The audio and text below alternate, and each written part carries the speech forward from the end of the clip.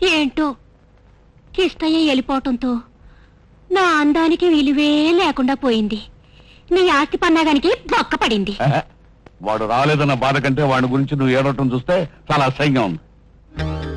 సాయంకాలానికల్లా వస్తే వచ్చాడు, లేదా ఆ కుటుంబం మొత్తాన్ని తెల్లవారేసరికి శవాలుగా మారుస్తాను.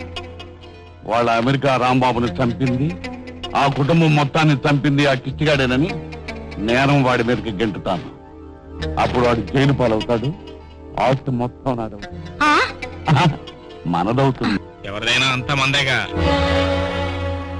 ఎప్పుడు వస్తున్నావు? ఎప్పుడు వచ్చావు? ఇంత ఆలస్యం ఎందుకని?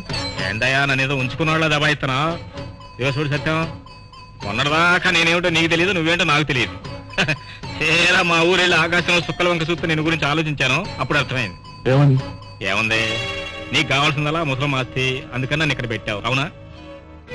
ఈ విషయం నీతో ఎవరైనా చెప్పారా, లేక నీకే అర్థమైందా? నువ్వు మామూలు వాళ్ళకి అర్థమవుతావు స్వామి, నాలంటాడు తప్ప.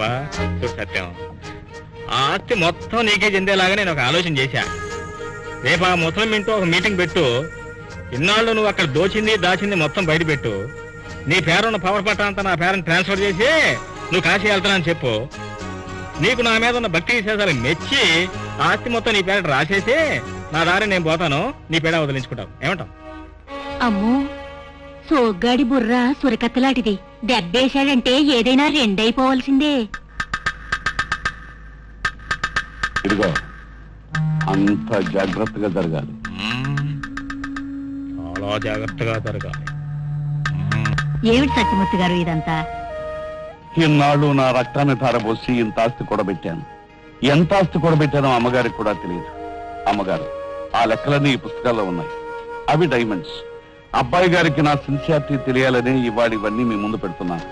ఇకపోతే బ్యాంకులో మన కంపెనీ పేరు మీద బినామీ అకౌంట్స్ కూడా ఓపెన్ చేశాను.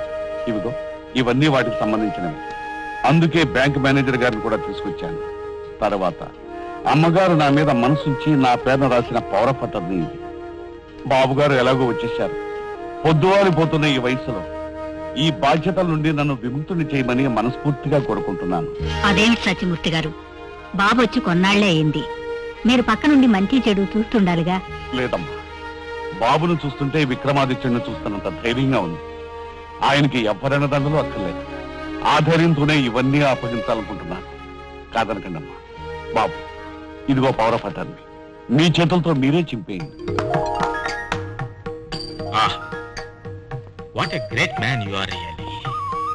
సత్యమూర్తి గారు, మిమ్మల్ని చూస్తుంటే సాక్షాత్తు అలనాటి శ్రీకృష్ణదేవరాయల ఆస్థానంలోని మహామంత్రి తిమ్మర్స్ గారిని చూసినట్లుంది. మా ఆస్తిని ఐశ్వర్యాన్ని సర్వదా కాపాడారు. మా సమస్యల్ని మీ సమస్యలుగా ఫీల్ అయి పరిష్కారం చేశారు. అమ్మా, నేను ఒక నిర్ణయానికి వచ్చాను. మన కోసం, మన కుటుంబ శ్రేయస్సు కోసం తన సర్వస్వాన్ని త్యాగం చేసిన ఈ మహాపురుషుడికి ఆ మాత్రం చేయటం మన కనీస ధర్మం. నాకెవరో ఎదురు చెప్పొద్దు. బాబు, వద్దు బాబు, వద్దు. మళ్ళీ ఆ బాధ్యతల్ని నా నెత్తి మీద పెట్టాలని చూస్తున్నారేమో. ఆ నిర్ణయానికి మాత్రం రావద్దు బాబు. ద్వారపూడి జామ తోటలో ఆశ్రమం నిర్మించుకున్నాను. ఇక ఈ శేష జీవితాన్ని అక్కడే ప్రశాంతంగా పచ్చని జామపళ్ళు తింటూ గడపాలనుకుంటున్నాను. అలాగే జాంపండి స్వామి. నేను మీకు క్షమ ఇవ్వదలుచుకోలేదు.